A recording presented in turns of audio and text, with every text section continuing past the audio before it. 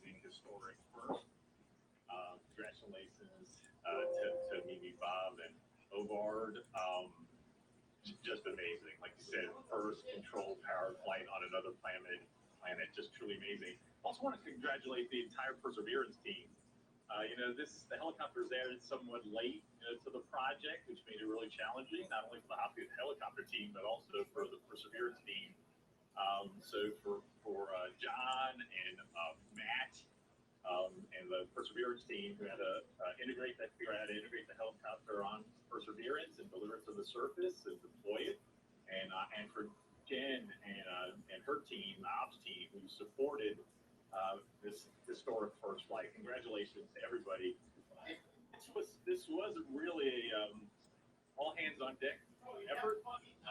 It involved Aeronautics Research Mission Directorate, the Space Technology Mission Directorate, and the Science Mission Directorate. It involves Good morning. Good morning, Troy. also the Ames Research Center and the Langley Research Center. But you get notifications. A lot of people don't. Unique integration of our aeronautics research talent and capabilities and our space systems development capability that really was able to accomplish this amazing flight very early this morning.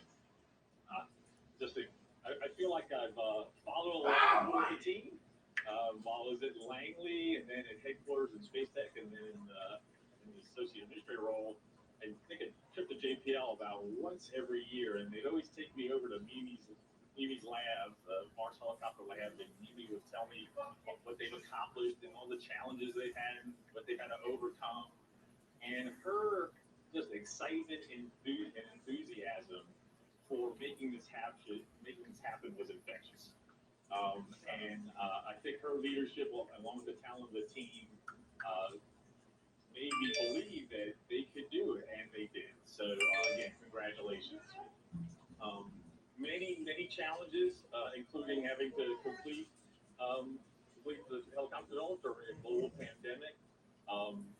They had to get the size and weight of the helicopter down so they could achieve, lift using rotary blades in a very thin atmosphere.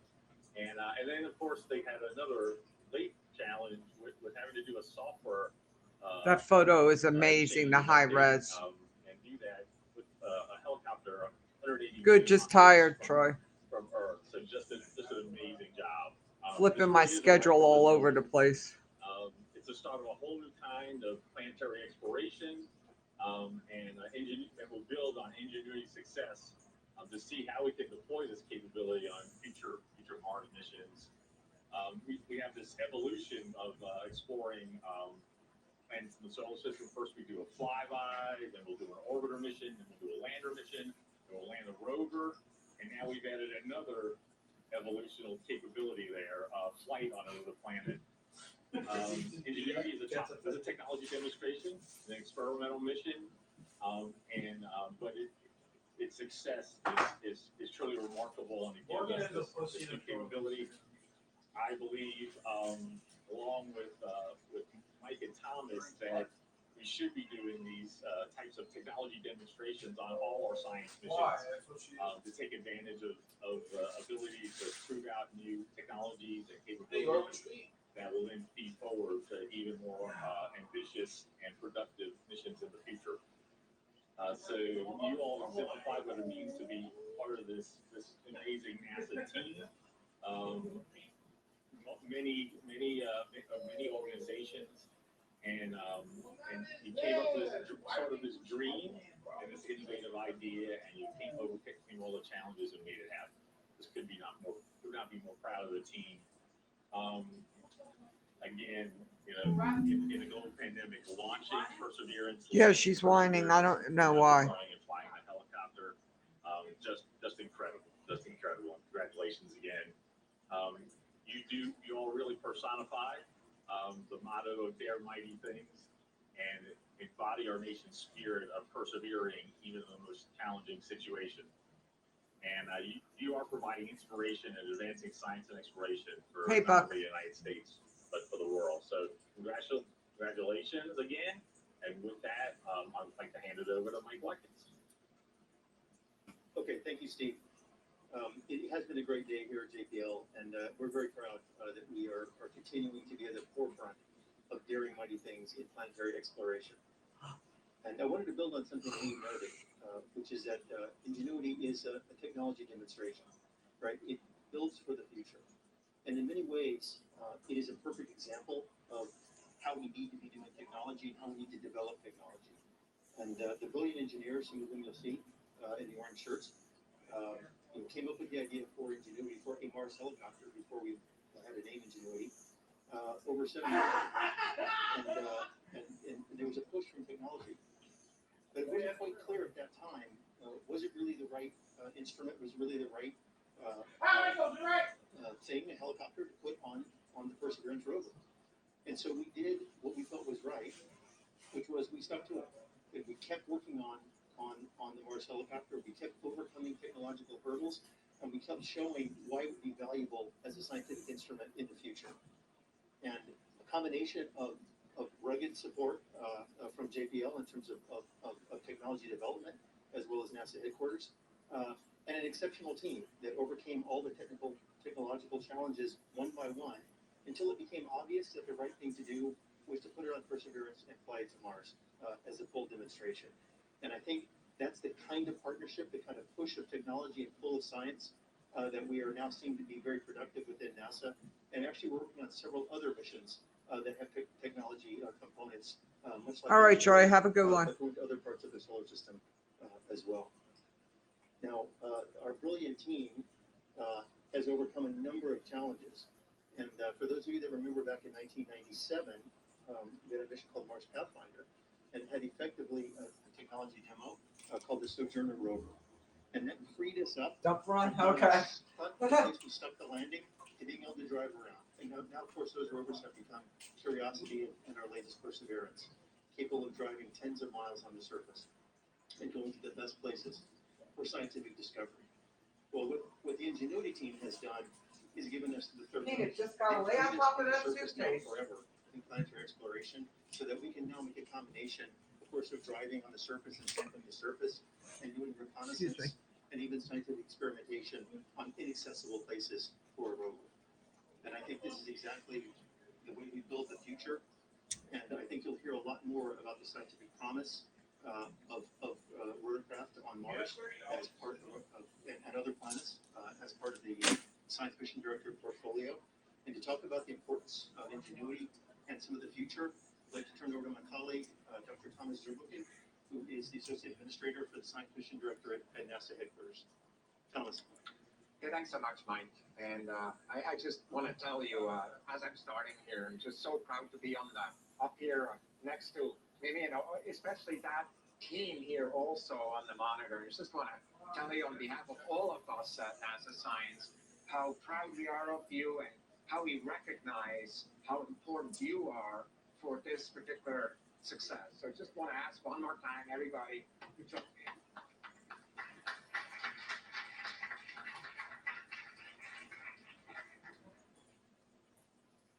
The story of this team is compelling. It's a story of a great, perhaps even a crazy idea initially. Many people, have a really hard time. It turns out we all have a hard time, finding that right line between crazy and innovative. It turns out we're often wrong with that line. Crazy idea that was being developed, and this team put that idea into reality. The most important thing that takes, of course, is hope. It's the hope that is actually possible to come together with with everything this team has, with the personal education, with the commitment to success, and with learning from each other until it actually works. So for me, what I want to point to is the first picture here, and I want to just tell you, this picture means two things for me. On the one hand, I recognize that this picture was taken from the Funn-Seal overlook. And my friend Jacob is no longer with me. I see in this picture because I know that he was an important part of making this helicopter happen. The second thing that is important in this picture is what you don't know right now as you look at it. It's actually the after flight picture, and so it landed there, and it landed on the surface after this flight, and it did so safely. And so for me, again, what I see in this is now not only this amazing little machine, but the team that actually achieved that. And it relates this to a story that's 117 years apart and 173 million miles apart, a story that actually started even earlier with a little toy that a father brought home to two kids. They were about 10 years old. It's a rubber band with a little rotor. It's a little toy that The never things are got out of great. their mind. They became bicycle mechanics, and they started working on this, and actually did that famous record in 1903 when they achieved first control flight on this. The So when Wright you look brothers. at the previous picture that I just showed, I want to just tell you that in homage of this amazing achievement, we have designated, and please pull up the next picture, have designated this landing site as the Wright Brothers Field. We are so excited to have these two stories, the story of Ingenuity and their team related to the Wright brothers. And I just want to tell you, as we go forward, actually, that connection has already been made, and we talk about it. I have here in front of me a little sample of the flyer, actually, the actual fabric that did that historic act in 1903. And what I want to show you in the next movie is actually how this sample, you see there's a piece missing in what I just showed you. In the next movie, I show how this piece that is missing was actually included on this flyer, and this morning made history together with it. So for me, Mimi team, Ingenuity team, you know, history connecting those two amazing stories together has been made this morning. And why don't you tell us more, Mimi, about it? Hey, thank you, Thomas. Well, our team has been working over 6 years, some even longer, towards the dream of experimenting the first ever flight at Mars. And this morning, our dream came true. If we can play this video, this is taken from Perseverance rover. Video of our dream, just beautiful.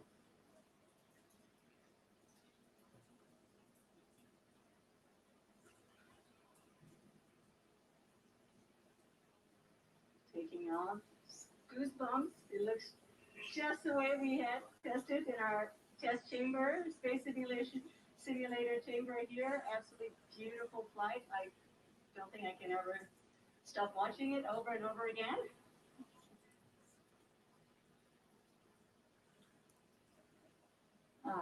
And lands.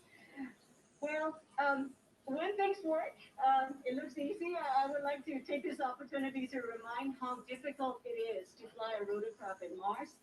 First and foremost, because the atmosphere there is so thin, right? About 1% compared to that at Earth. That's like on Earth being elevation 3 times the height of Himalayas. So the air is very thin, and Ingenuity had to be really light, small, and has to be able to fly in the thin atmosphere and survive on its own. It did all of that under 4 pounds. So Bob Balaram will be talking more of that, but I did want to remind that. Well, this morning was an incredible moment. Correct. Team reaction here this morning, this video. It was around 3:30 a.m. this morning, but it sure didn't feel like early in the morning. It just felt like a very normal middle of the day, extraordinarily exciting. Confirming that we unpacked image and 1 hertz data. This is downlink handing off to flight control for telemetry analysis. Squash plate servos appear healthy. Overall actuators appear healthy. This flight control confirming that we have EVRs from Ingenuity. Ingenuity is reporting having performed spin-up, takeoff, climb, hover, descent, landing, touchdown.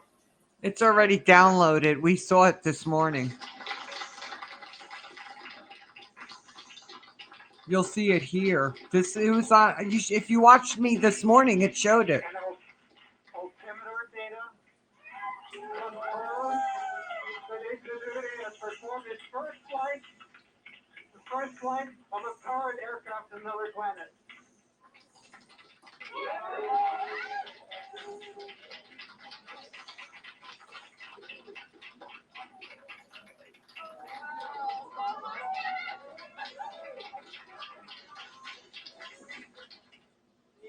Unforgettable day, unforgettable day. And They you know, just it's saw. all about I just team watched the high performance. resolution one Really, too. Our team, plus JPL, Ames, Langley, with our industrial partners, AeroVironment, Qualcomm, Solero, Lockheed, others. We were a team. I mean, just a strong team. And during this morning downlink, I did say that we had many friends who contributed to our success, okay, including Perseverance rover team and many, many others. And some of them are far away now. And again, as Thomas mentioned, Jacob Benziel, I'm sure you were watching our first flight from the Jacob Overlook. So we're thinking about you, David. Thinking about you, Jacob. So with that, this early morning flight, what it means for our mission success. Mars Helicopter Ingenuity Technology Demonstration Project has 3 goals in among NASA's agency level objectives. So the first is to show on Earth that it is possible to fly power controlled flight on Mars. We did that before we were launched. And then the second goal was to actually fly at Mars. We have done it. This is the first time I've been able to say we've done it. And the third goal is to get data back that will inform engineers that are going to designing future generations of Mars helicopters. And we have done that too, and we're going to continue. So beyond this first flight, over the next coming days, we have up to 4 flights planned and increasingly difficult flights, challenging flights, and we are going to continually push all the way to the limit of this rotorcraft. We really want to push the rotorcraft flights to the limit and really learn and get information back from that. So with that, I'd like to hand over Hang to on. Bob Bellerin, our chief engineer and really the Hang on. innovator of our original design for Mars helicopter. Over to you, Bob. Thank you, Mimi. First, I'd like to just take a moment to thank all of you. They're probably for going to being show on it. this journey with me. Wait a minute. There's been many a technical conversation. Master many Z late cameras nights, on many Perseverance. And I want to thank all of you who have been part of that and their families and your loved ones who have helped, get us to this point.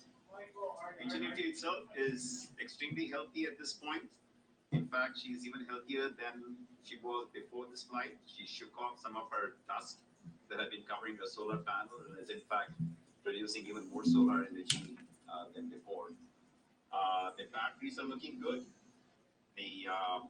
I mean, we saw the photo that we did see. The landing gear appears to have worked well. It took All pictures the of mechanisms it. and motors are doing great. More the images and avionics videos to behaved, come. Flawlessly.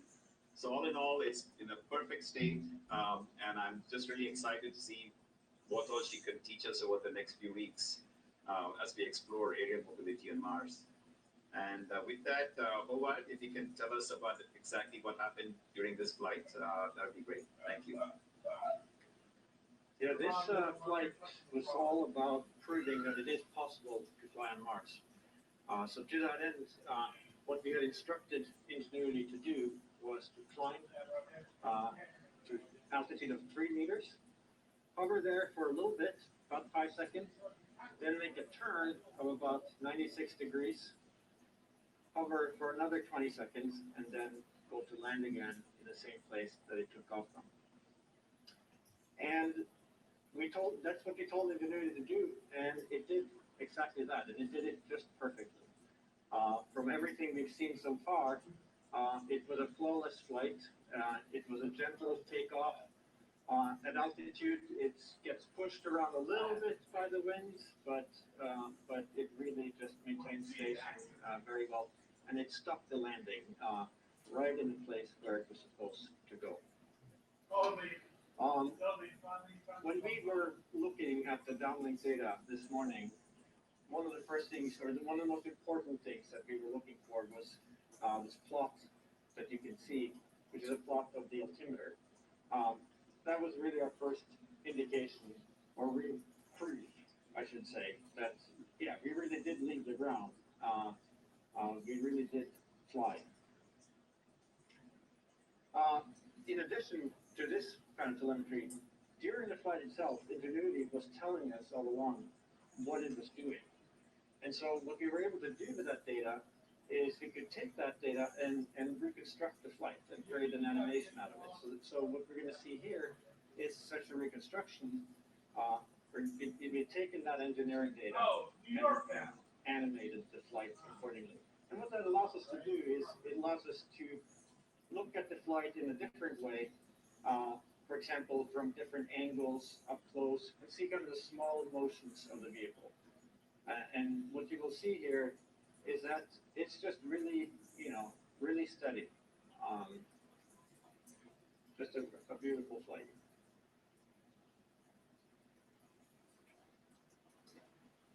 This is the initial hover, and then the turn.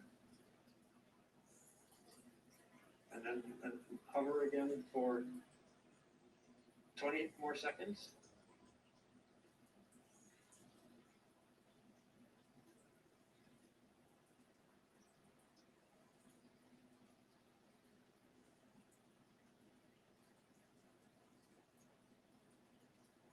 And then the landing. And just the tiniest little bounce that you can see there on the landing. And that is also completely expected. I think we have a video as well from the rover that we looked at before, that we're going to see again. And this again, shows us the same thing, this time with real images from the vantage point of the rover. And it shows you, when you get up to altitude here, a little bit more clearly how it gets buffeted a little bit by the wind, and how it very gently makes its way back and lands safely where it needs to be. Barely moved. Barely moved. And what's exciting about this is a flight that we've done hundreds, if not 1,000 times before, but always in simulation. It's always been on a computer. And to see it now finally happen on Mars, and happen exactly the way that we imagined it, is just a really incredible feeling. Now, while it was flying, it has to keep track of where it is. And the way that it does that, in part, is by taking images of the ground below it, 30 images per second, and analyzing those in order to understand how it's moving. Now, those images are primarily. Remember, that's the Martian for that purpose, night, because the Martian day, or it's a certain time of day when the winds are the least there. But it turns out, we grabbed a few of those images and downloaded them to Earth this morning, and it turns out they're absolutely stunning in what they show. What we see here is Ingenuity taking a picture of its own shadow right below. Yeah, I've seen that. And I They think showed it's that just this that morning. Image, notwithstanding the fact that it's a low resolution black and white photograph. We have another image from the same camera, which shows just a moment right before It landed. touchdown. You can see the legs are just about to meet the ground here. And this is a very interesting image to me, in part because of what it doesn't show, which is it doesn't show a lot of obscuration from dust, which is one of the things that we weren't so sure about prior to doing this experiment. So already we're learning things here. And in particular here, dust did not seem to be an issue in terms of obscuring the navigation camera close to the ground. In the next 2 days, we expect to perform further flights, and we also expect to get color images down from the helicopter. Now, one more thing that I want to mention here is that the International Civil Aviation Organization has assigned us a 3-letter designator for Ingenuity, EI3Y, India Golf Yankee, with the call sign Ingenuity. Oh, And wow. those details will be officially included in the next edition of ICAO's designators for aircraft operating agencies, aeronautical authorities, and services. And the location of the flight was assigned an ICAO location designator, Wright Brothers Field. JZRO, or Jezero Crater, where the NASA Mars operation took place.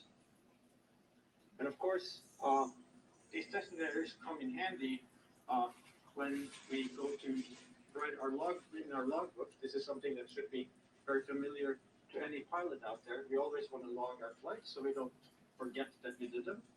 And so for that purpose, we have, I have this logbook with me.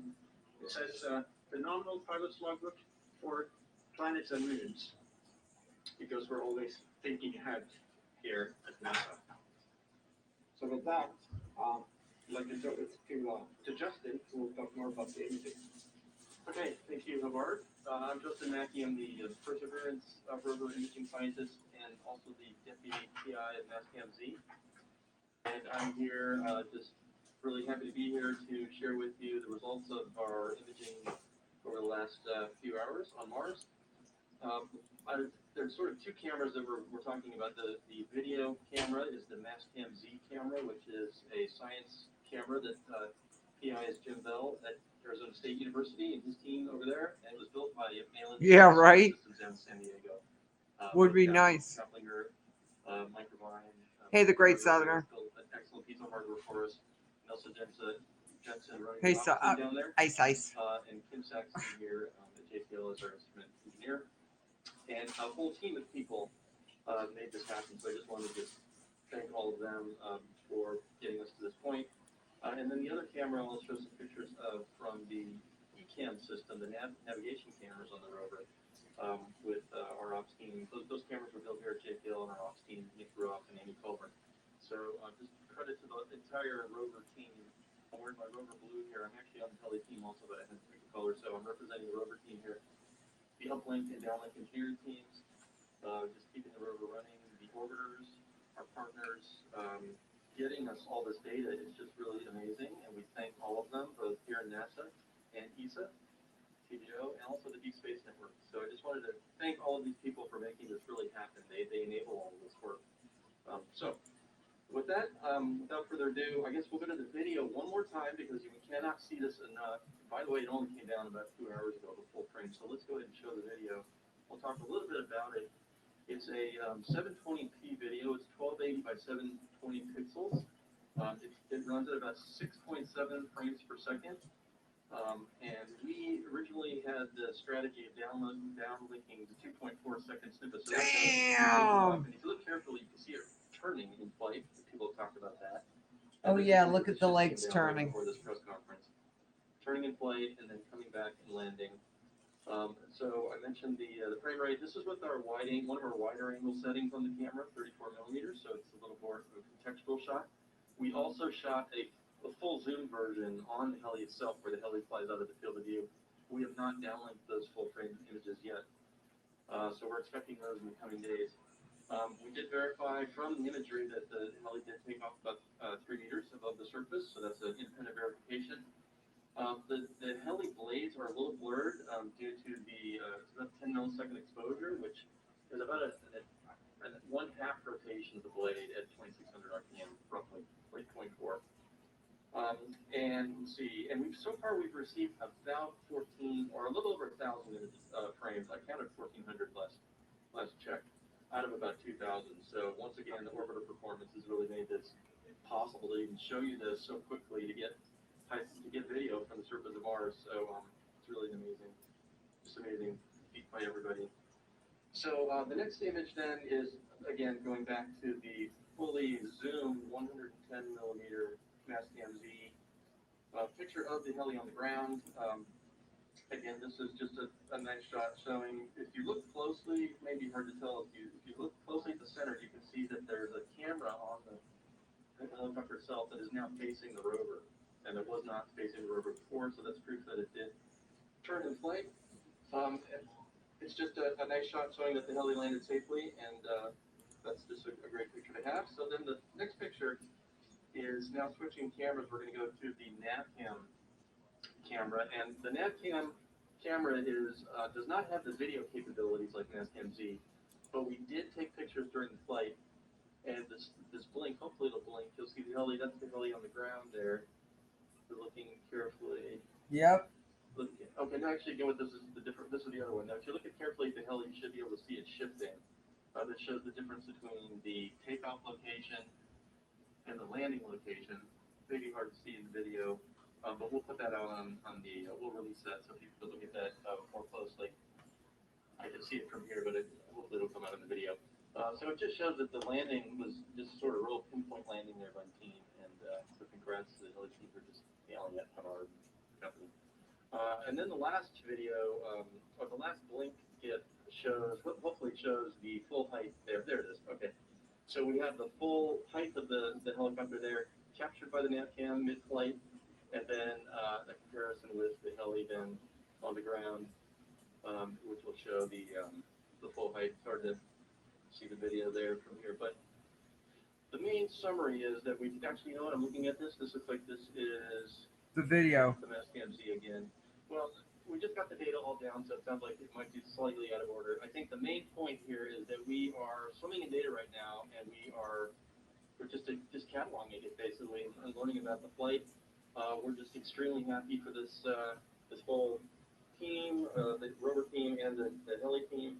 And I just wanted to close my statements by mentioning I mentioned that I was on the heli team. This is like with Bob like 7 years ago, where we were talking about taking pictures from a heli.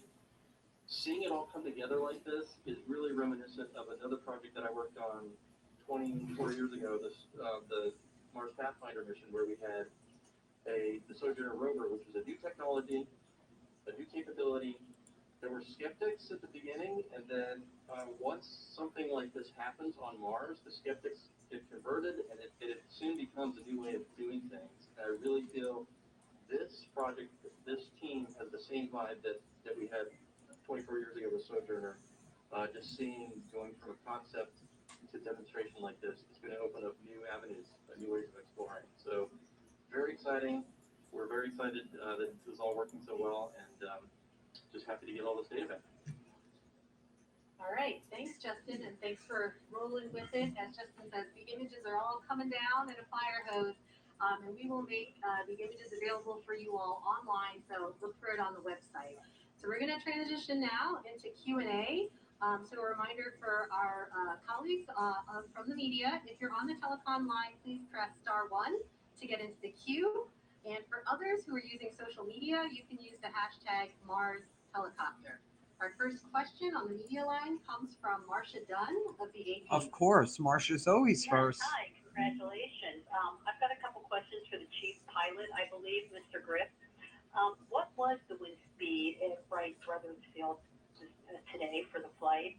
And when are you anticipating to attempt flight 2? I know you had a schedule laid out in advance, but since you're a week down on the timeline, I wasn't sure if you were going to try to rush things along. Thank you. Yeah, so in terms of the winds, we did take additional data during the flights, and we expect to get some more information about what the actual winds were at that time. What we can operate with is at this point is the forecast that we have based on prior data, and there is some uncertainty on that. But the most recent indications that I have is that it was on the order of somewhere between 2 to 6 meters per second of wind, and that's what we were dealing with. And that would seem, just eyeballing the behavior of the 2 to 6 meters. Inconsistent with the. What is that, like 4 miles an hour Much wind? more than that. As far as when we perform next flight specifically, I'll let Mimi perhaps answer that question. Sure, yeah, so we'll get the heart rate data downlink from the helicopter to us tomorrow, and then we will be attempting to fly within the next few days. So we're targeting for this Thursday, but we'll know more after we get the high rate data. Thursday. Great, thank you. Our next caller is Kenneth Chang from the New York Times. Hi, so I was wondering if you had better plans for the fourth and fifth flights. I guess when I talked to Mimi, Bob, and Hobart last year, you had mentioned aiming for 500 feet at 15 meters. I was also wondering, when specifically might there be a second helicopter terms of flights 4 and 5, I think we still have a little bit of team discussion, on basis of just today's flight, the results of that, and what we're going to get over the next 2 flights, flights 2 and 3. Whoa. And that will inform what we do for that. But in general terms, what you're talking about here is going higher, going further, going faster, stretching the capabilities of the helicopter in those ways. But exactly how far in those directions is a discussion that we need to have. So regardless, I can add that we will be pushing the envelope. So as we succeed in certain lateral flights, we're going to go further, faster, definitely, especially towards the end of the experimental window. We will be pushing the envelope and really stretching and understanding how well we can fly. So for the second helicopter question, I think I'll pass it to you, Thomas. Yeah, and of course, second, the answer is I don't know what the answer is. When are we going to fly? I mean, what I'm really interested in is, frankly, the science community's ideas about how to turn this into a science machine, from a tech demo into a science machine. And you see what the opportunities are to fly to Mars. That we have something scheduled in 26, 28 with Mars sample return, and but we do competitions on a regular basis for missions that go elsewhere. I mean, we're really interested now going forward, but there's nothing set right now into stone as to when the next helicopter will be going to Mars. Okay, great, thank you. Our next caller is Bill Harwood of CBS News. Are you there with us, Bill? I'm sorry, can you hear me now? Yes, there you are. Oh, sorry about that. This is a question for Mamie. You said in your blog post over the weekend that you guys had come up with this software fix that you warned us that there was maybe a 15% chance it wasn't going to work. You didn't know for sure. And then if it did, you just would try again. What is the strategy going forward, given the results today? Is that what you would do on flight 2, 3, or 4 if one of them gets delayed by this software problem? You would just try again. And I'm wondering, is there a deadline where the Perseverance folks really want you to be finished so they could go on with their mission? I'm trying to wonder if there's some clock running on you guys. Thanks. Absolutely. So this command only option that we chose, the simpler option, it has paid off. We got our first flight in hand, and for the second flight, we will be using the same technique. And so far, it's working well. We've been testing it on Ingenuity, and then today it worked well. So we're going to proceed in that direction. In terms of the duration, yes, we have a 30-day experiment window, and so we have about 2 weeks left. And we believe we'll be able to squeeze the next 4 flights that we have planned. This increasingly bolder flights, we want to go hundreds of meters out towards the end. We do want to push it, and I believe we have enough time to squeeze the next 4 flights in the next 2 weeks left. So again, thank you to Ken Farley, the Perseverance rover team. We will be done in our month, and the rover needs to go on for its primary mission. That's it's very important. So that's the plan. Okay, great. Yes, we have a month of Ingenuity and still some time left. All right. Our next call comes from Steve Gorman of Reuters. Go ahead. Hi, hope you can hear me. Thanks very much. I just wanted to know, I'm not sure if you direct this question to the Deputy, but are there practical implications of the success of Ingenuity, not only for expanded, enhanced Mars exploration, but for similar modes of aerial exploration on other worlds, such as Venus or Titan? Bob Bellroom, our chief engineer. Bob, do you want to take that? Yes, the general technique of aerial flight is applicable to, places like Titan and Venus. The specific vehicle, I think, will be quite different. Titan is a much easier place to fly, easier even than Earth in some regards. And Venus, depending on where you want to fly, has certain temperature issues. So the specific designs and will be quite different. But yes, this does open up that doorway. And I think the bigger lesson here, I think, is also how do we operate these vehicles? How do we test these vehicles? So there is that kind of knowledge that we have learned from this process of flying Ingenuity that will definitely transfer over and be useful for the folks who will be considering missions to those places. Congratulations. Okay, all right, thanks, Steve. Next up, we have Mike Wall of space.com.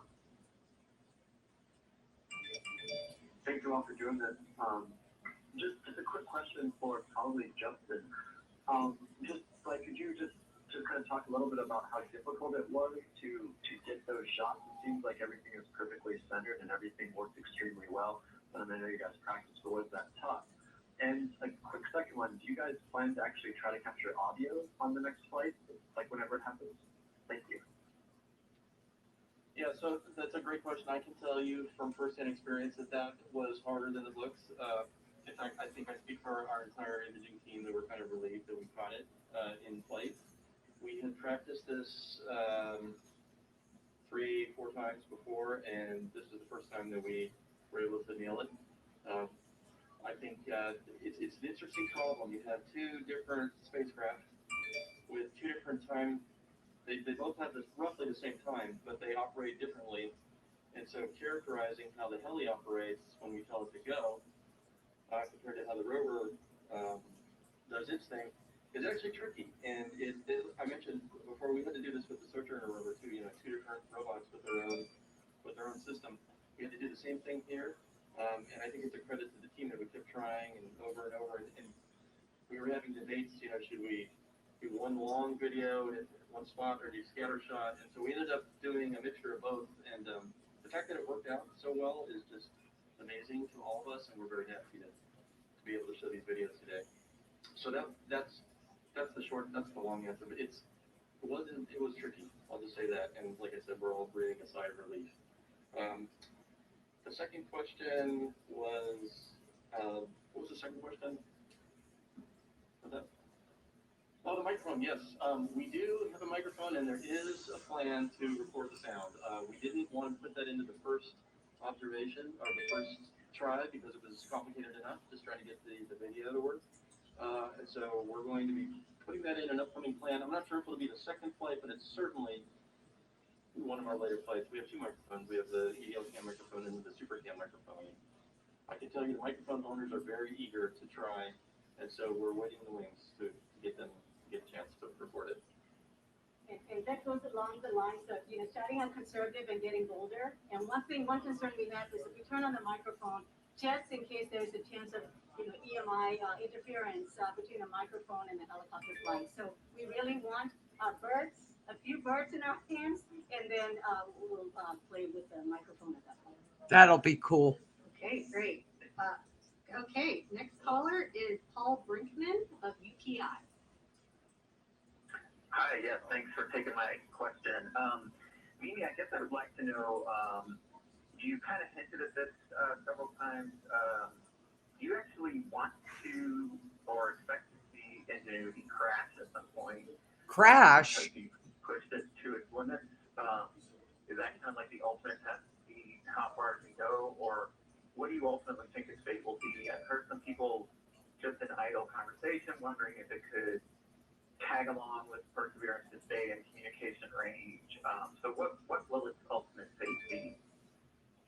Well, my current view, I believe, you know, we're together on the team. We do want to push it to the limit.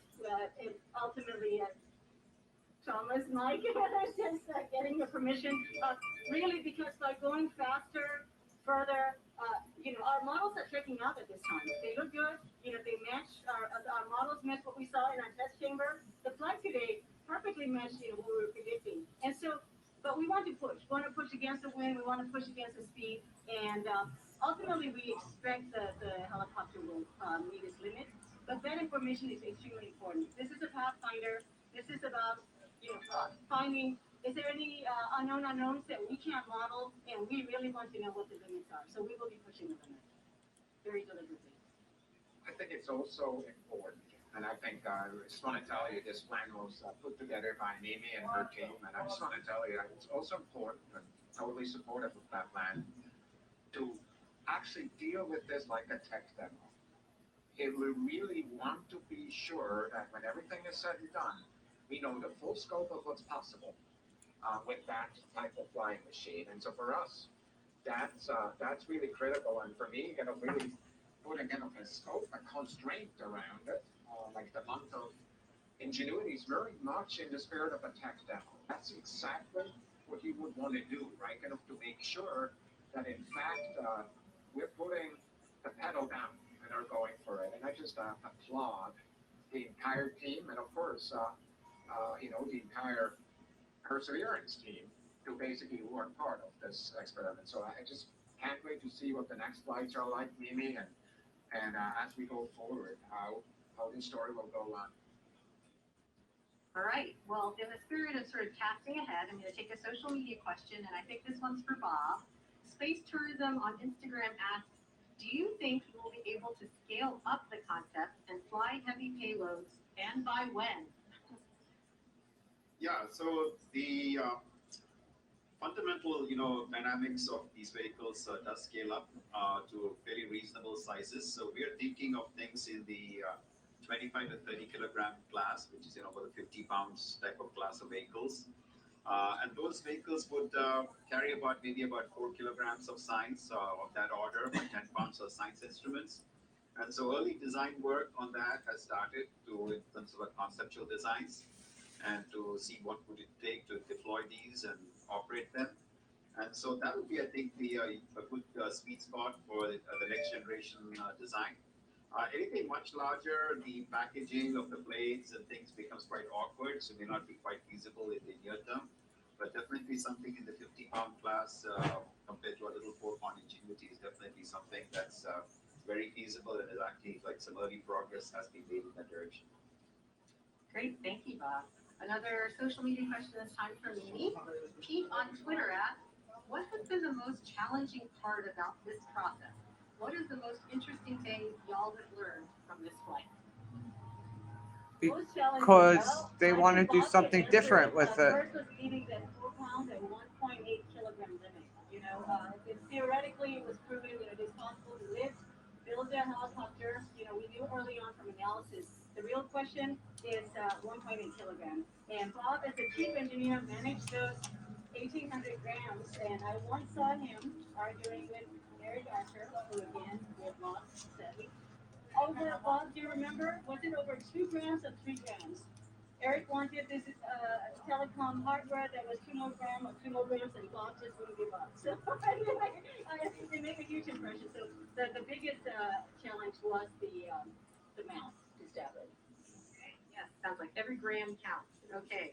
All right, we're going to go back to the media lines, and next up is Amina Khan of the LA Times. Hi, can you hear me? Yes. Hi, thanks so much for taking my question. I have a couple. We've touched on this a little bit already in some of the questions, but I'm just sort of wondering, in your wildest imagination, you talk about Sojourner being the trailblazer for all these other rovers, and all of the ones that are so sophisticated. What is the most powerful, sophisticated type of flying planetary explorer you think we might have in the next years, in the coming years and decades, and what kinds of worlds might they explore? Could you sort of, wax imaginative and think about what the potential really is here in some specific but imagined ways? I'm not going to hold you to it. I won't come back in 10 years and say, hey, where's my rover where's my flying rotorcraft on Neptune or whatever? But I'd just like to see, where do you think this is going? Thomas, want to take this one? So the first application of flying vehicles, of course, is track and fly at type, in which we have a very different vehicle. And Bob already mentioned it's going to be in many ways simpler because of the stronger atmosphere at type than the Earth even. I want to just point out one point I'm sure everybody's thinking about already, but knowing how to fly a vehicle like that may actually have applications on Earth too. And I guess there's only 31 sold days that it's able to fly. I don't know why.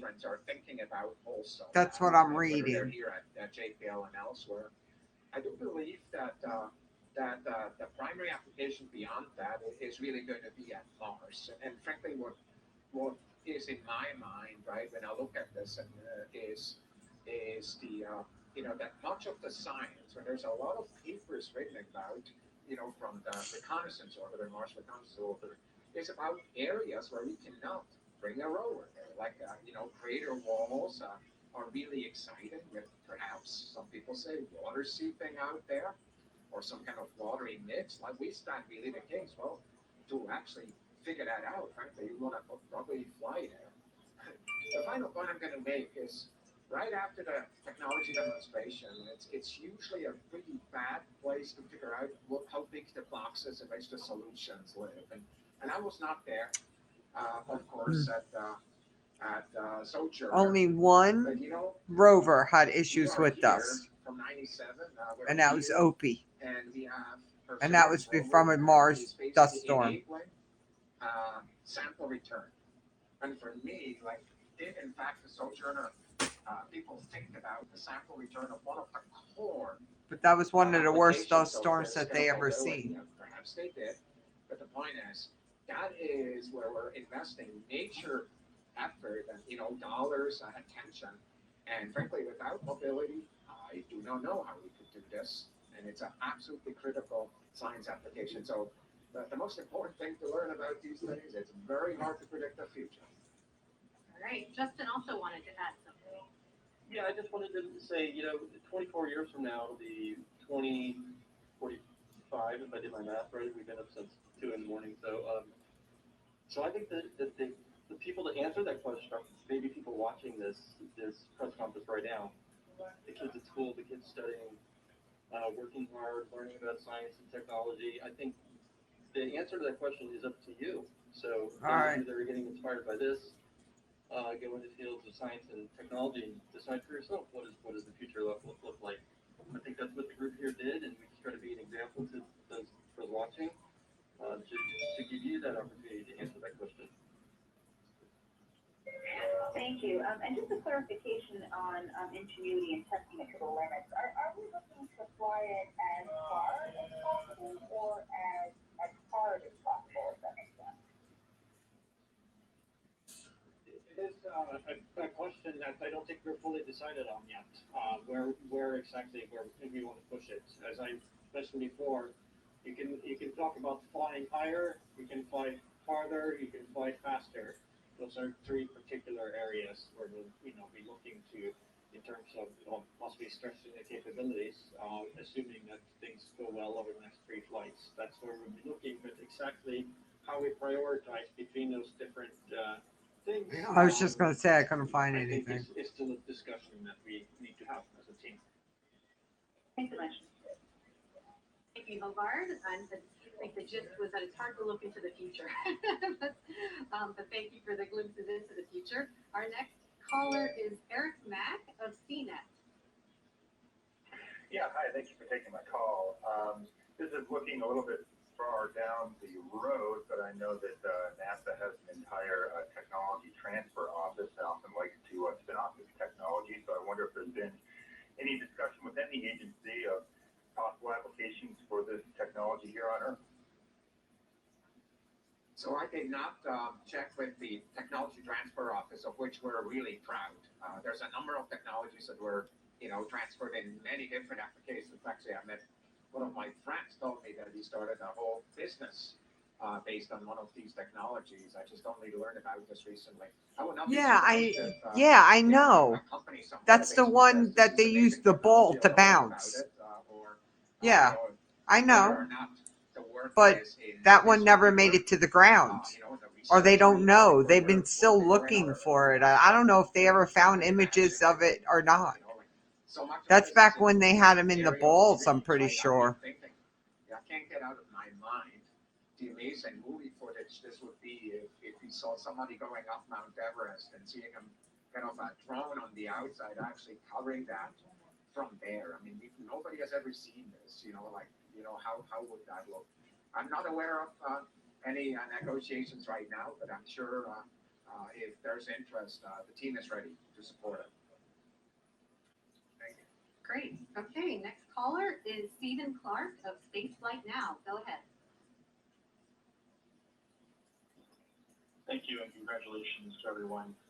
Stephen Clark, Spaceflight Now. A couple of questions. One for Hobart. Do you happen to know the velocity, vertical velocity at takeoff and touchdown of the helicopter? And also, maybe Jan can refresh my memory on the flight plan details for flights 2 and 3, since you have those, I think, already planned out. Oh, there's And, two of them. just refresh my memory on the altitude and distance planned on those. Thanks. So I think the question was about the philosophy for takeoff and landing for Ingenuity. And so to take the takeoff first, the way that we take off is we boost off the ground with the fixed, what you call collective setting, that basically provides a thrust that's well above what the aircraft needs to hover. So it sort of boosts off the ground with limited control in that very initial, split second. And then once it separates from the ground, gains just a few centimeters of altitude, then we take full control of the vehicle and guide it up to the altitude that it's going. Insight isn't on the polar. Because we don't want to be fighting against the ground with the legs on the ground. Insight Full control at that point. So we want to separate cleanly, get out of ground. Insight has been there since what, the 90s? I mean, come on now. On landing, It's been there, done what it needed to do. Is to basically fly towards the ground at a constant speed. In fact, Ingenuity is commanded to fly through the ground and then just stop doing that when it detects that it's not able to do it anymore, because that means it's met the ground. So it uses the onboard inertial measurement units in order to detect that it's stopped making progress downwards, and then it instantly lowers the collective to stop producing thrust and settles on the ground. And then on the flights 2 and 3, the second flight is to take off like today, except higher to 3 meters height instead of 5 meters height instead of the 3 meters height that we went up to. So we'll go up to 5 meters height and then fly laterally for about 2 meters, come back the 2 meters and land from where the exact spot that the vehicle took off on. And then following that, flight 3 would be again to go up to 5 meters and then fly laterally 50 meters out and then come back 50 meters and come back. Any description, other description you want to add to this? Yeah, no, that about captures it. So it's sort of taking things stepwise. Again, the next flight we will be testing higher altitude, so that's will be one aspect of it, and then the ability to track to different waypoints that aren't co-located like we have here. And then for that third flight, we would be translating further, and at that point also faster. Normally 2 meters per second is the forward velocity that we'll be using for that third flight. Okay, thank you. We're going to go to another media question from Joey Roulette of The Verge. Hey, thank you for taking my question. This one's for Thomas, and it kind of echoes some of the other questions already asked, but from a broader perspective, how much more confidence does this flight give you for sending more helicopters to Mars or for other planets? And for Minnie or Gerard, what exactly does pushing Ingenuity to its limits mean, and how high, I guess, could it go based on the data that you guys are seeing now? And is there anything that you guys are seeing in this data that kind of tells you what those limits might be? Thanks. Hey, so we really appreciate the question. Look, I mean, I think of exploration, there's a box somewhere in my mind in which all the things we know how to do are in that box. And every mission that we're flying is a combination of the things we've already proven. Well, There's no winds. So the winds called cleaning events are needed to blow the red Martian dust off the solar panels of NASA robots. Without their help, a thick layer of dust has accumulated on InSight and it struggled to absorb sunlight. Technology community, if they didn't come up with There's something photos. utterly amazing because of the new dimension that was added by this technology to explore. So for me, I'm confident we'll see a lot of this as we go. It's in forward. hibernation mode. I can't tell you today. Yeah, so again, in terms of how... So they're going to do the same thing that they did with Opie. Same exact thing. They'll keep shutting things down. What are the things that we are challenging, if we go, say... Oh my God. With the helicopter. one of the things is airspeed. The aircraft is, tested up to certain airspeed. And so by going faster, we would be challenging those limits. And that challenges the aircraft in terms of. Yeah, I'm looking on NASA's actually Insight webpage. To handle So those larger airspeeds. Another aspect that we're challenging in that regard is the navigation system, because as I mentioned before, we navigate by taking images of the ground below. And as we're traveling, soon the robot will be shut down of all functions that aren't necessary for its survival. Pausing its scientific operation, the lander should be able to save enough power to keep its systems warm through the frigid Martian nights when temperatures can drop to negative 130. The amount of power available over the next few months will really be driven by weather. Now, almost through halfway through its expected hibernation period, Insight is still in good condition, but the risk of a potential fatal power failure is ever present. If the lander's batteries die, it may never recover. We would be hopeful that we would be able to bring it back to life, especially if it's not asleep or dead for a long period of time.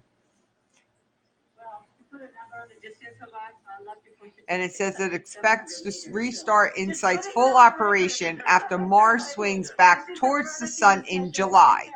If it can survive the Martian winter, the lander could keep listening for quakes and tracking weather into 2022. Next caller is Guy Norris of Aviation Week.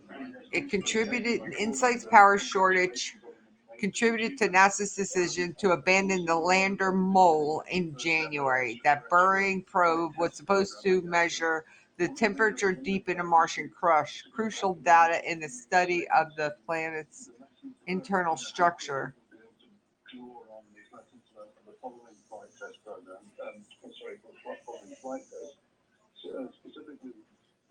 Oh, so it's still listening for quakes. It'll stop listening quakes next month. But it's worth to keep the robot alive. It's a good zombie spacecraft, meaning it's programmed to recharge and start up once again once the sun comes out. Yeah, so we will be getting, so the data that we've seen so far is actually fairly limited. We will be getting in the next few days, we'll be getting a lot more data down from the helicopter, and that will tell us a lot about how it performed. So in relation to the RPM, for example, the RPM is set based on. But that's exactly what Opie went through. In order to put us in the same exact thing Opie went and did. We'll see what did the helicopter have to do in terms of the controls operating at that RPM. Were we operating at the set point that we thought we would be, or were we off from that? And that will tell us, among other things, something. It'll at least tell us to what extent was the RPM appropriate for the density that we were at. So that's one example of that. We'll also get a lot of metrics that will help us analyze the navigation system and see how well did it do at tracking features on the ground during flight.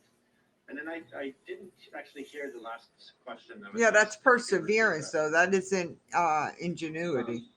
It was really just in terms of the velocity, really, of the, as you said, I think you're still going through the data.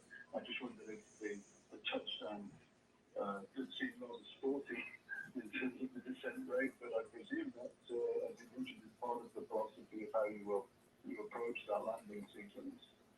Yes, it is. It definitely is. So we descend at 1 meter per second, and as you know, in terms of sportiness, you can see we don't slow down when we start to near the ground, and there are multiple reasons for that. One of them is we just don't want to hang out too long in ground effects. Another reason is we are assuming that we could be obscured by dust when we're operating close to the ground. Now, as you can see from the images, we don't see much indication of that, but that's been our long-standing assumption, and for that reason, we don't use the camera or the laser rangefinder when we're near the ground. We're just operating based on what's called inertial measurements, and those tend to drift very quickly. So we want to get, when we're in that mode, we need to get down to the ground quickly. So that's another reason to just aim for the ground at a high, relatively high velocity and not try to slow down too much in the process. And the third reason is because we're sensing that we're meeting the ground, we want to do that confidently. You know, if we just barely touch it, it's hard to detect that that's what we did. And so we touch down confidently. We can very easily detect that we did so. The one with the arm moving? Okay, all right. We're going to take a social media question here. This is for Mimi. Donnie on YouTube asks, what advice would you give for girls and young ladies in school around the world who are interested in pursuing a The one with the deployment of the META system on Perseverance rover on Mars? That one. It says it right under the caption which one it is, unless I'm looking at the wrong one. Oh, I'm sorry. It wasn't loaded when I looked at it. What you like to do, what you're good at, and the cause that you want to, make and improve on. Find that intersection of those three. When you find it, like it sounds like you are attracted to STEM, go for it. And it takes tons of hard work, but it won't feel like hard work because you're going to enjoy it so much. Your passion's going to come out of it, and you will be able to make whatever you want to make happen. So yes, my biggest advice, don't let yourself talk you out of it, and definitely don't let other people talk you out of it. Thank you, Mimi. Okay, we're back to the media lines. Rick Lovett of Cosmos Magazine. Go ahead. Yes, thank you very much. My question. Have you slept? When have you slept, Alec? I feel like I. All right, then we will take the next media caller, Leo Enright of Irish Television. Thanks very much, Jairi, and congratulations to everybody. I have a semantic question for Bob Valera. Some people may not realize that we journalists are people who look over our shoulders and check what we write. In Europe and Asia, we call these people sub-editors. And my sub-editors want to know, why do I keep calling this a helicopter, and why do I not call it a drone? Can you help me answer that? And Jairi, if I could ask a second question to Justin Mackey, to know where is Perseverance going to be during this extended flight test program? Is it going to stay in place, or will it move around between flights? Thanks. Yeah, so purely as a terminology, whether you call it a rotorcraft or a helicopter or a drone, you could use those interchangeably. I think one of the connotations of drone here is that it's has a little bit of an off-the-shelf. You go buy it at your favorite store, and you can fly it out of the box. Ingenuity is quite different. It has to be designed from the ground up for a very alien, very harsh environment.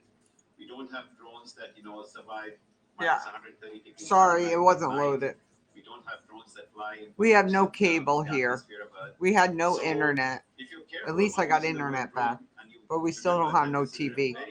It's down. You could say drone. But just want to make sure that people don't lose track of the fact that it's a very I'm ready special for a nap. aircraft that's quite unique. But if you want to call it drone, helicopter, rotorcraft, depending on your community and your audience, feel free.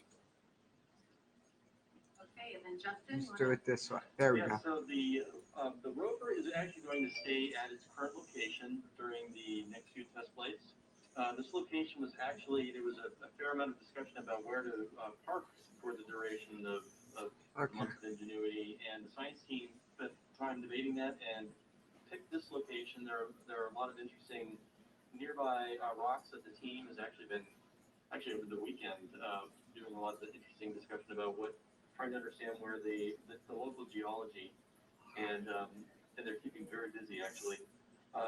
I will also mention too that this is giving the team a chance to just look at all the data. We've also been using MassCamZ and the SuperCam RMI, remote microscopic imager, to take really detailed pictures of the delta remnants. There's been a lot of discussion about which way should we head into the delta. Should we go one way or the other way? And so this is giving the team a chance to get caught up on all that too. So we're going to be parked right where we are. Origin. We like this location, and I don't know if any of us mentioned that the heli is about 70 meters away from where we are right now, 69 to 70 meters. So we like that vantage point. As you can see, we get a good view of the heli, so we're happy with the current location. Okay, we're going to take another media question. This one is Roseanne Aragon from KPRC TV. Thank you so much for taking my question and congratulations. This is sort of whoever would like to answer this. I understand that you have done hundreds of simulations of this. I'm interested to know, is there something that you have learned that's significant that was not in line with what you had predicted with the simulations, other than the dust and the cameras, of course? It looks like, like it did in simulations. It's, again, we're going to get more data, and so we're going to mine through that, and we're going to learn things from that, and there may be things there that are unexpected. But just looking at what we've seen so far, it certainly, flies very much like what we predicted in our simulations, which is really great. And as far as the dust, yes, our fears about having obscurations from dust near the ground do not seem to be borne out. We always knew that there was uncertainty with that, and we always took a cautious approach to it in terms of how we designed it. And I'm happy that we did. And but it doesn't seem like the worst concerns in that area came through. And just to add to that, this morning, Jaco Karras, who was looking at the telemetry from the motor and the servo controls, he said, telemetry just looks exactly like what we see in the trailer. So anyway, it is looking really good. And but we'll be scouring through the data. This is what Tech Demo is about. So we will be looking at the high definition, high rate data over the next few days. Something's going on. Oh, Justin, you want to add something? I'll just add from the engine point of view, we learned a lot from this first flight. It's very hard, as you might imagine, it's very hard to simulate a helicopter at 70 meters, full speed, spin, to get the timing. And so we're going to take what we learned from our imaging today, and we're going to work to improve the additional flight imaging attempts. So stay tuned, and we'll hopefully have even better video to show. Thank you so much. And go ahead. With the full scope of understanding the vehicle itself, where will this helicopter be the most productive and will bring the most information on Mars? Hey, Linda. Thomas, do you want to take that? There are many areas on Mars that, frankly, we would like to have more information about. And that information is not accessible in any fashion by rover.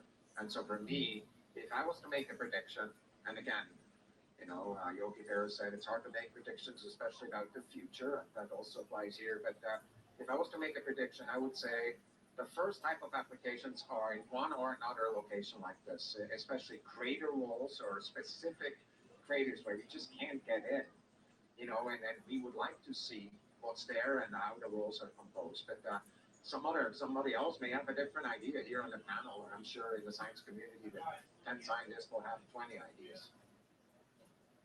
Okay, thank you. All right, we're going to take another social media question. Maybe Mimi can start with this, but it probably applies to everyone, especially the people on our video conference. Stephanie Lee on Twitter says, how is the Mars helicopter team going to celebrate this amazing accomplishment?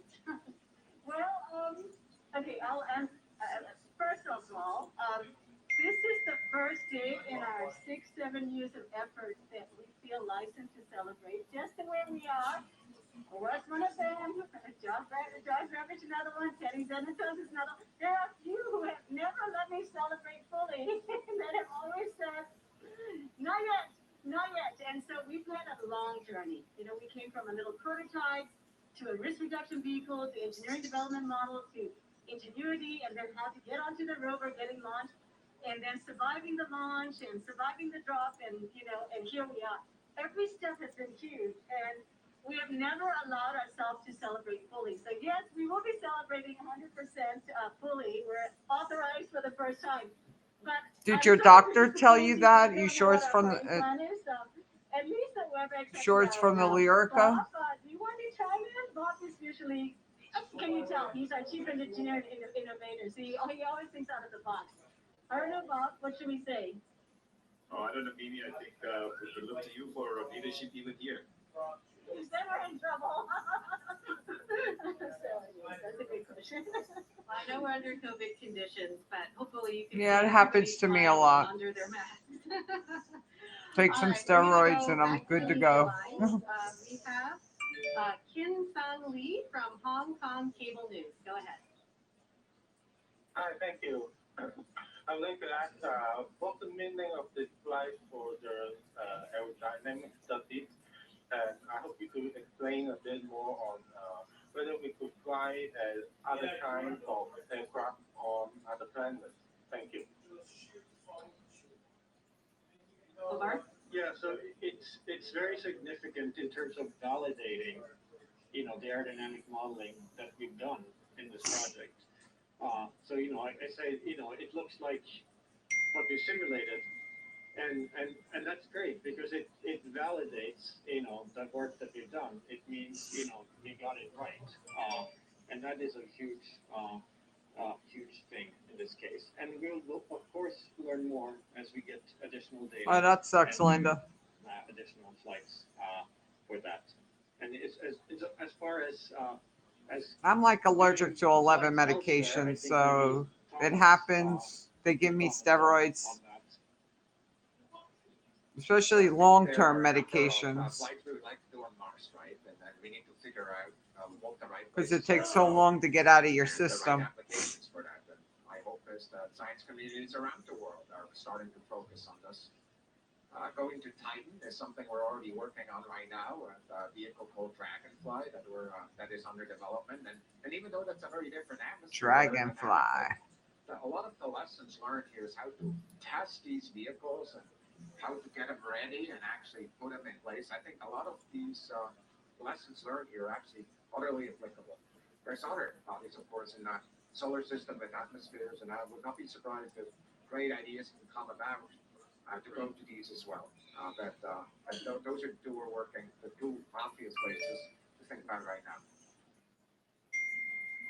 Okay, all right, we have another caller on the media line, Ken Kramer of Space Up Close. Go ahead. Thank you very much, and congratulations to the whole team. I have a question.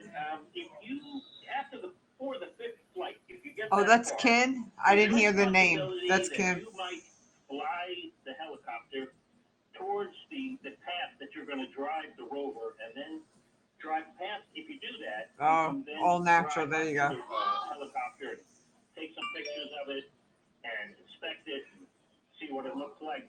And for Thomas, do you have any room on the 2026 lander for a helicopter? Thanks. Well, for the fifth flight, after as much as I can push her bar to go as far as possible, I care about going really far and really fast. That number, which I'm really hoping is 600 meters kind of distance, and as fast as we can go is what we care about. I have to say I did share with Ken Farley and Mars 2020. We don't care which direction. We really want to push the helicopter flight in a distance. So I would like to, turn the question over to Ken Farley and Mars 2020 folks, if there is a preferred direction. So that is a conversation to come. So from our perspective, we want to push the distance and the speed. So stay tuned. So you asked me, hey, and you asked me about 26, or the Mars Sample Return campaign. I just want to tell you, the Mars Sample Return campaign, the most important thing we need to do is keep it streamlined as possible. There's a lot of things we could be adding to this, and science instruments, this and other things, and frankly, the campaign that we have in front of us is very much focused on There's a lot of other medications. Neurontin is one too. And everything that we're doing is supporting that objective. So technology demonstrations, are really critical part. I think Mike Butkin said it well at the beginning. We want to see wherever we can do it. I just want to also Time for my mention that daily organizations V-Safe focus check-in. is a very critical part as well. And so often, what we need to do as explorers is have two opposing thoughts in our minds at the same time. So that's what's going to happen here also. Okay. All right. So thank you. We're going to take another media question. Manuel Mazzanti from Debate. Hello, everybody. Congratulations, NASA, JPL, the entire team, even the guys remotely. It's been an historic day. Mimi, your enthusiasm is contagious, definitely. A question for you, or maybe for Howard. The 96-degree rotation of the helicopter was done to see how the helicopter responds to certain columns, or was it done to point the camera towards the rover? And then hopefully you are going to be able to see the rover from the engineering perspective. So we wanted to make a turn because it's goes a little bit further than just a straight up and down flight. And the particular turn that we did there, the 96-degree turn clockwise, did put the camera, the return to Earth camera, pointed towards the rover. We did not take a picture with that camera during this flight, but it does set us up for potentially doing that for the next flight. As far as whether we will see the rover or not, it depends a little bit. Most doctors would exactly agree. the state that the helicopter is in when the picture is snapped, because the camera is angled downwards at an angle where it doesn't see all the way to the horizon level of flight. And so you have to get a My little bit children. lucky, to catch the rover in that image. So we don't Got want one to gaming to the right, one gaming to the left. actually have that. Thank you. Justin? I'll just add one thing to that, because people do ask that question about imaging the rover with the camera. The original intent or plan was to have the camera rotated in portrait mode, so that the long end of the field of view would look up just above the horizon, and we would take the picture of the rover. But late during development, and Bob can talk about it a little more, there was an issue with the configuration, and it had to be changed and mounted in landscape mode. So that's the story why it is tricky to get that picture of the rover itself. Okay, great. Thank you. And thanks to everyone for all of their questions. If you're a member of the media and you still have more questions, you can contact JPL Digital News and Media Office. We will help you get interviews or everything you need. And if you're on social media, we'll continue to answer questions with the hashtag Mars Helicopter online.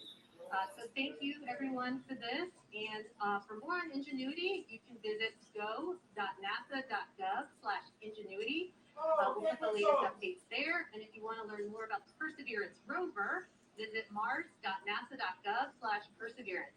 There's a link in there to the raw images. And so if you too want to drink from the fire hose, we have a place for you to go.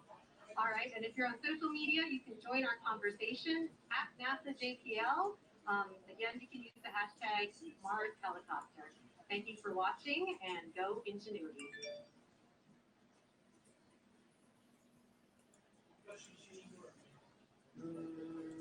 Stop.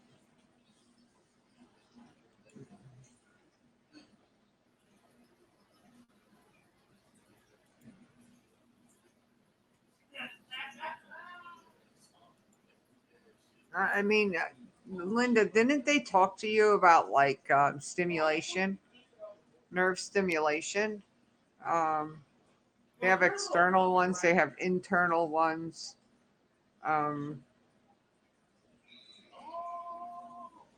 I wouldn't understand why they wouldn't go that route first with you before giving you. It's like those 11 pads that they put on you, and it sends a stimulation, and it's to help with pain. All they are is little sticky pads that you stick on you, and you have a machine, and you can turn it on, and it's nerve stimulation. They have internal ones that they will put in you as well. And that's specifically for pain down the legs.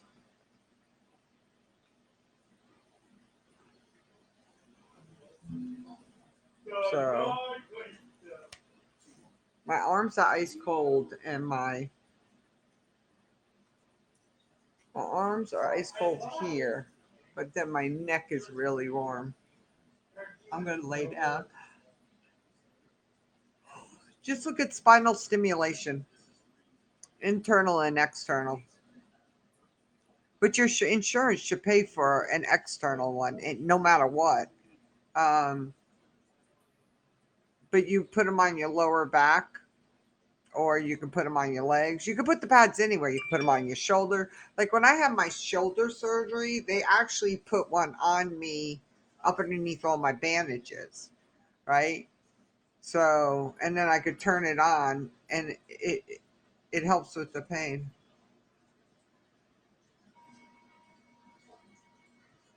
Yeah. I'm calling back. Yeah. That isn't the one in the mall, is it?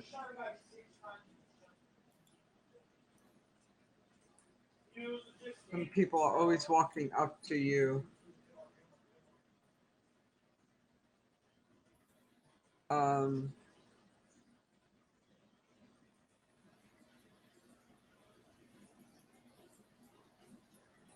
Oh, I see it. I'm looking it up. Yeah, no, that's not it. I mean, but I mean,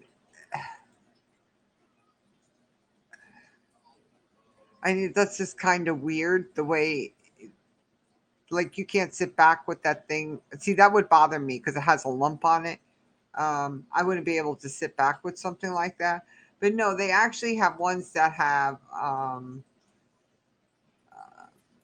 they're patches. They have different size. They have small ones. They have larger ones. You know, and you may be able to put them on like your back of your calves. And stuff, and mine like has a rechargeable battery. I don't use mine anymore. They'll send you monthly patches and stuff like that. It just doesn't work for me anymore because of the type of nerve damage I have. There's nothing that could be done because mine's chronic. There's nothing that could be done for it, so I live with mine. But welcome back. So yeah, not much I can do for mine, but mine's at my nerve root, where yours are probably, your feet. So, but mine's in my nerve root, and mine's destroyed. So,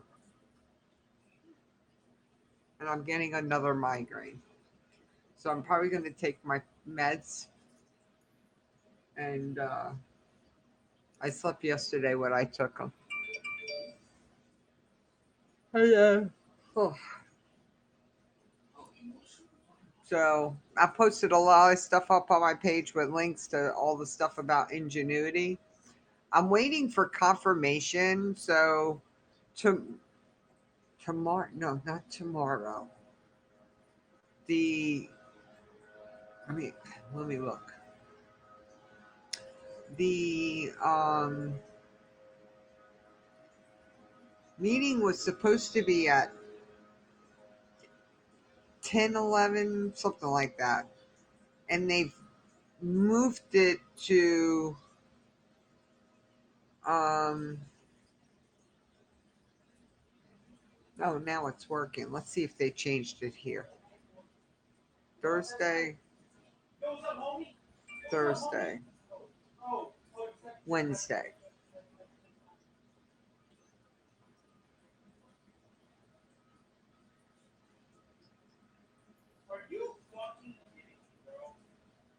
Oh, they removed Wednesdays. Oh, no, they didn't. I'm looking at the wrong days. Hang on. Thursday, Wednesday. So they moved my administrative meeting, the countdown briefing. It's now 8:30 in the morning. Nicole's going to pick Jesse up so I can go to it. So I'll be there Wednesday morning at 8:30. And then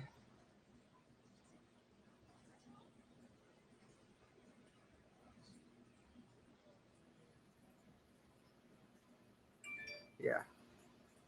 So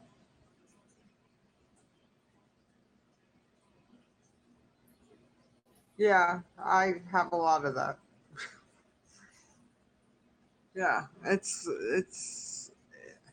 I mean, ice, bring the swelling down of your disc. Core exercises, physical therapy, all core exercise, straighten up your core to support your back.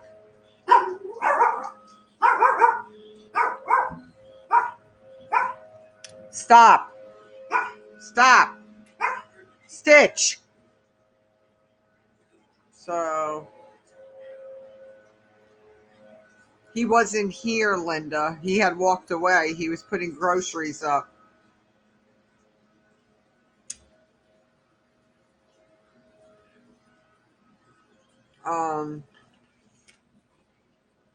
So our meeting went from like 10 o'clock to 8:30. And I don't know why they changed it on Wednesday to so early. So there's a news conference tomorrow morning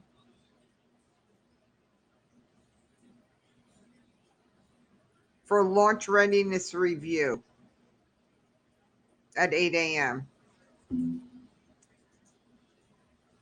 I know that lightning was friggin' crazy. I even got one of the bolts. I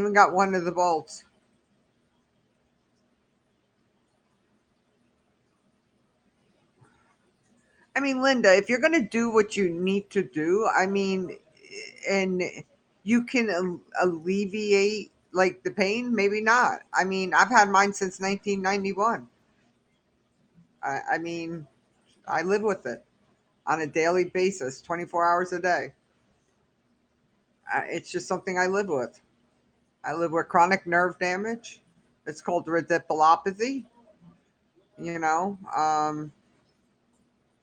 It's just, I had back surgery, had a very successful back surgery. And then 3 months post-op, I was hit by a car sitting at a red light, which reversed everything that they did. I had back surgery in October to try to alleviate it, and it's made it worse. So, damned if you do, damned if you don't. Injections don't work for me because I started getting them in 1991. That's why I had the back surgery, because the injections don't work no more. I just deal with it. But that's me. I have a different pain tolerance, and everyone's pain tolerance is different. And I've had it for so long. It's just a part of my everyday life. And I don't feel good. I sit down, but I'm always up and moving. I don't sit longer. Here, my legs are killing me. But I'll get up, I'll walk around. But when I'm home, I'm up and down, up and down, up and down. I'm constantly moving up and down. I don't sit still. So, but I'll say here that I got to get up, I got to move, but my legs are always moving under me. It doesn't make me feel fucking normal. So I can't do what I want to do all the time. I do what I can when I can, and that's it. Well, I don't let it control me. I don't let pain control me. I don't let pain overtake me. But that's a difference of a mindset because I've had it for so long, right? So I've learned to deal with it. I've learned to live with it. But some people may not. Everyone's different. But I don't dwell on it or think about it. If I'm having a bad moment, maybe later will be better. That's all I can do is take one day at a time. If I'm having a bad day, I'll just sit down. I won't do anything. How do I deal with it? I don't think about it. I worry about other things. I do other things. I keep my mind busy. I don't focus on it. That's the worst thing you can do is focus on pain. You have to move on from it. It's there. What are you going to do? There's nothing you can do. The medication, you can't take it because you're allergic to it. I go through that. I can't take NSAIDs. Any type of anti-inflammatory, I can't take it. I can't take the acidy foods that takes to get rid of inflammation. I'm constantly swollen. I have swelling. It's just something I deal with. And I just put my feet up, I relax, and then I get up and I do stuff. I can't get up and do my entire house and clean it. I do it in sections, a little bit at a time, but I'm constantly moving. Sitting still is one of the worst things for you. That only makes your pain worse. I can't say that much. You know?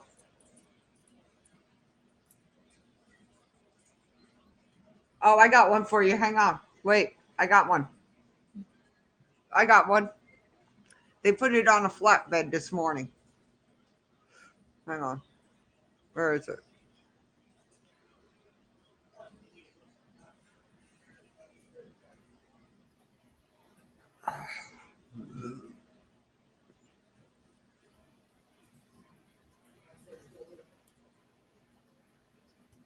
This was at like 4. They're keeping guard over it.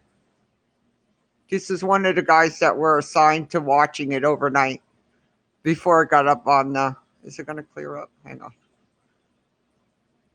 Clear up. Clear. Oh, maybe my son just got Ryder in here, so the son actually came. What are you doing?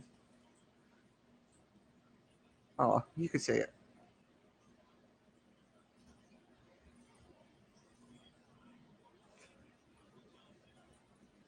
Yeah, everyone's gonna be okay. It's just something.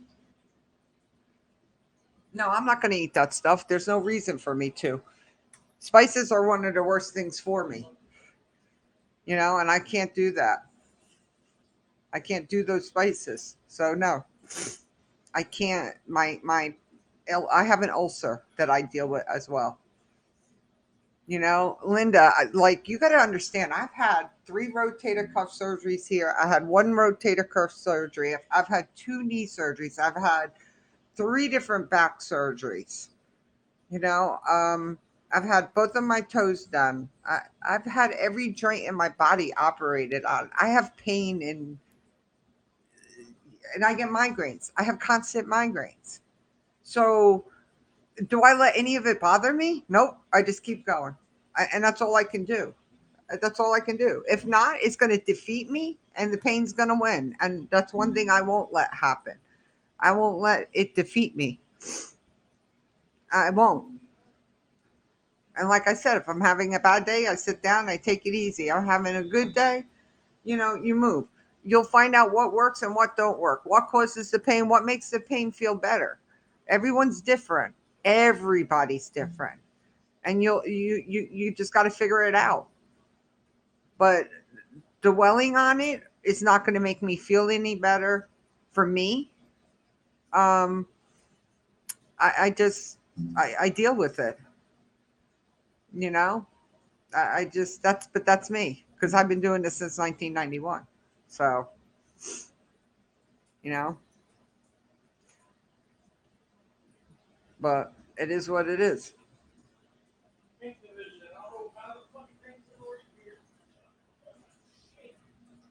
You know, what works for one might not work for someone else. And that's a big thing too.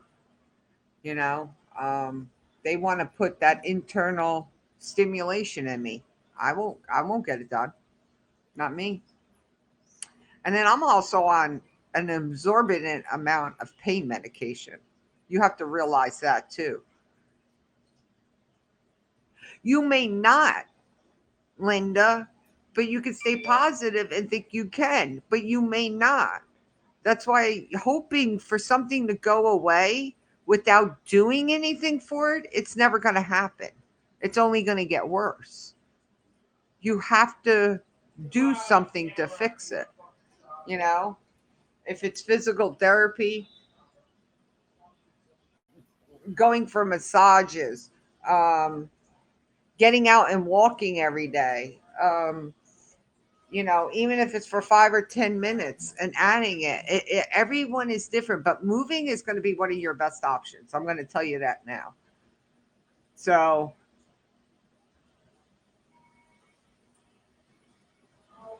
I don't know. You could get lidocaine patches. Those might help. I just they don't give pain medications like I get. Like they just don't give it to people like I get nowadays with all the laws in place and everything. So, but nothing else works. I've exhausted all avenues. I've exhausted everything. So,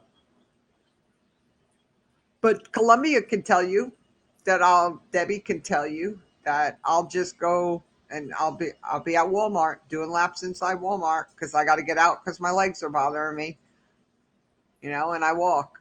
Sometimes my cramps are so friggin' bad. Even Jesse can't help me during my cramps when they get like that because my muscles are just exhausted. And when they're like that, there's nothing I can do. And I'm crying when I get those spasms.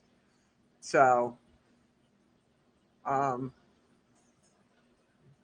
but I got to relax and I can't do nothing. And that's my thing is I can't stop.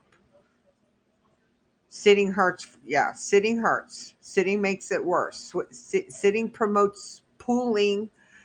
Sitting promotes swelling. So, and that's what a lot of people don't realize, that you have to move and you have to exercise.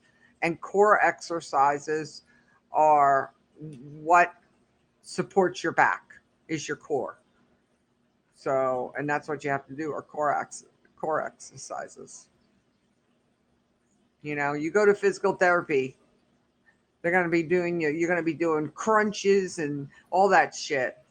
And I swell. Yes, I swell like a sieve. I swell like really, really bad. You can see it in my legs. You can see it in my feet. Sometimes I look like I'm going to pop.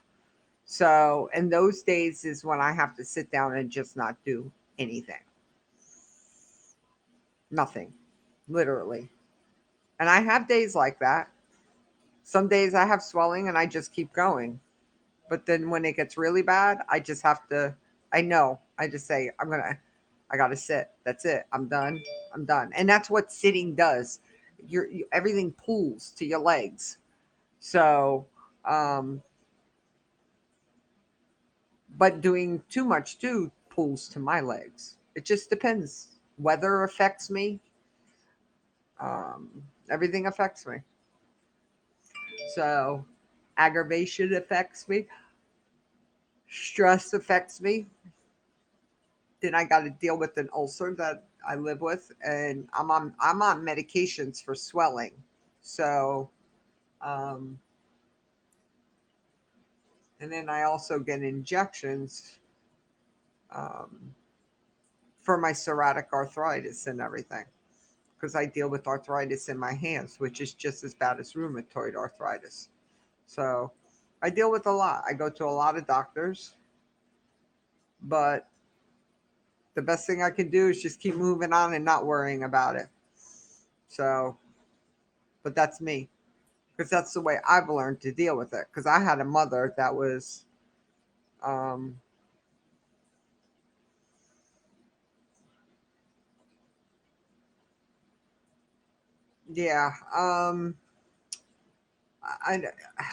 had a mother that dealt with pain, and people that have an absorbent amount of pain when someone else is hurting.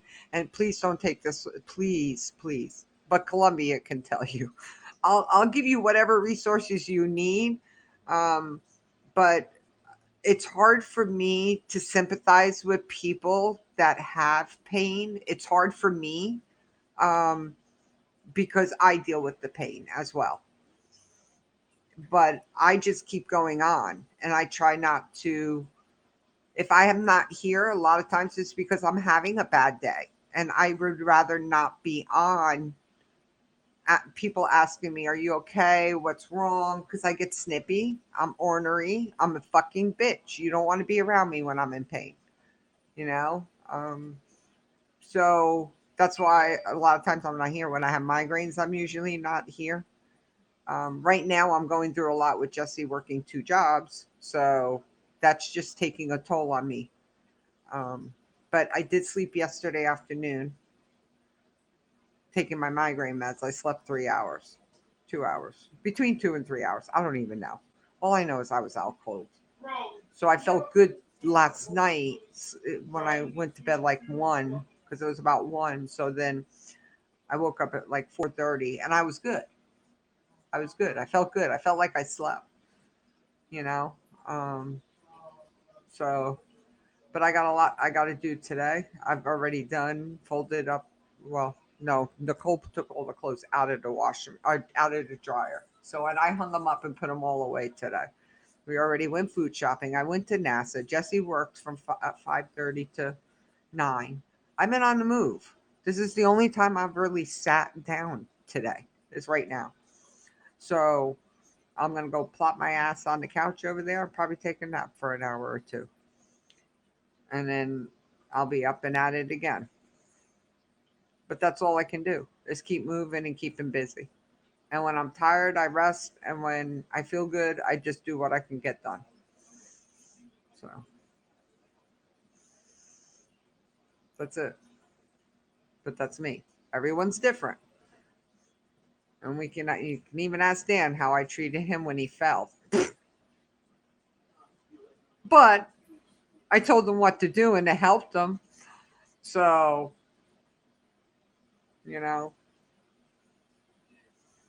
as my saying goes, sympathy you can find between shit and syphilis in the dictionary. I know it's mean and cruel. And I'm not, that's just me. It's me. Because I deal with a great deal of pain. And most people don't know. My kids know. My friends know. I did laugh. I did laugh at you. I did. But I did give you your remedies, which did help you, right or wrong. Ice, ice, ice, ice, ice, ice, ice. So it's really hard for me. So, but I'll listen and I will give advice but again, what works for one may not work for someone else. That's the difference. So, but it was funny. And I bet your dumbass still has that thing up against the wall where if you ever fell off again, you would get stuck again.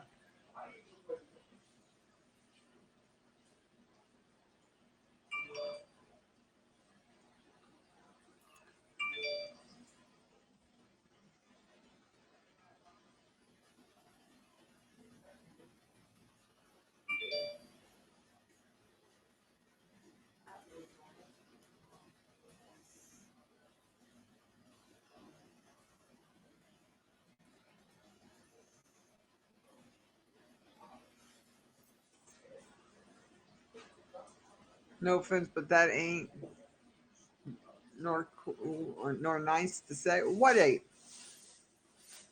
Sympathy? Just a joke.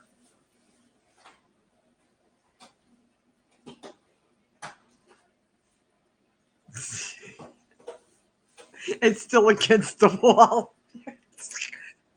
Dumbass.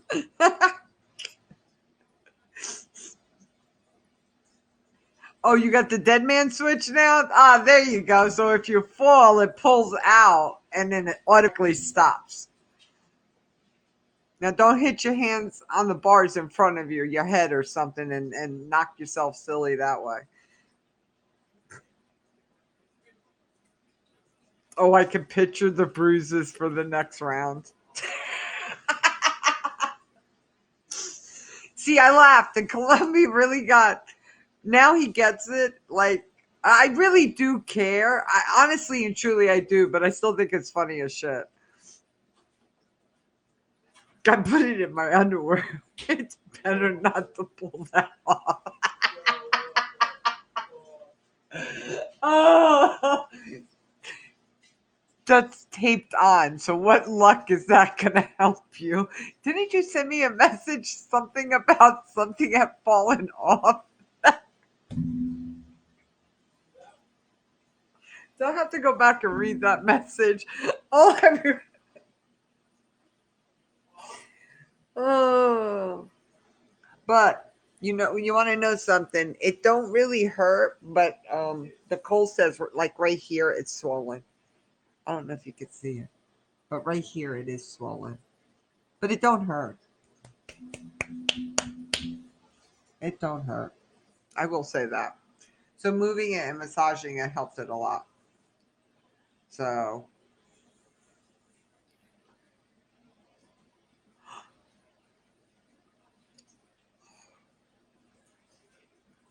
It did. I'm tired, y'all. And I really don't want to take my migraine med because I'm afraid if I take it, I'll sleep too much.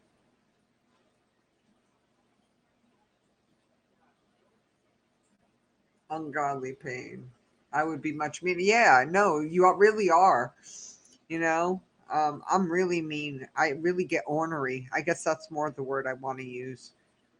When my pain levels are like hitting the max, I'm very ornery. And then I'm going back and apologizing to people because of the way I was at the time, because I snap at them and stuff like that. And I don't do it purposely. It's like I'm already dealing with that, and then you're gonna come across with some dumbass shit to me and piss me off, or and it shouldn't have. So, but I always apologize. That's why I'm better off just not being on or being around anyone when I don't feel good. And I've explained that over and over a lot, why I don't show up or something, and then I'll get that message, "Are you okay?" But I've been really busy. Just trying to keep up with my shit.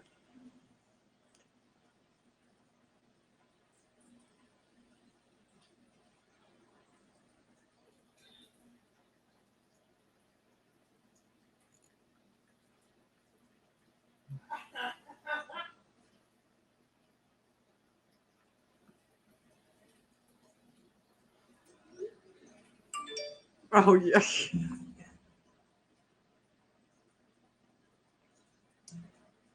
That's what it was. The baggie. That's what it was. Oh my God. It is what it is. It is what it is. It is. So, all right, everyone. I'm going to get off here. I will talk to everyone later on. I may come on earlier tonight. I'm hoping I got some TV over there. Why did it? Come on now. Them sausage, peppers, and onions were good as fuck. They were. Them sausage, peppers, and onions I made last night. Oh my God. And I made a big old pot of them. The links of sausages were like this long. Oh my God, they were so good. So, but we went food shopping yesterday. After we both woke up, we went food shopping. Yeah, it looked familiar. I don't think I had one, so I'm glad you have it. It wasn't in my pot. Linda, this was a smoked sausage, and it didn't bother me at all.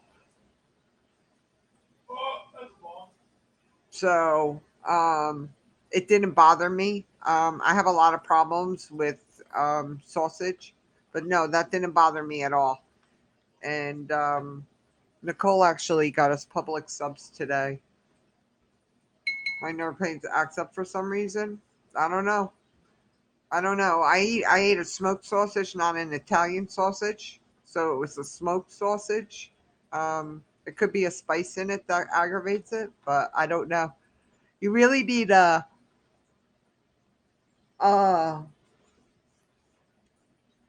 have all natural doctors. So that might be an avenue for you to go, as an all natural doctor. So I'm tired. You could tell I'm tired. So, all right, everyone. Have a good one. Peace out. See you.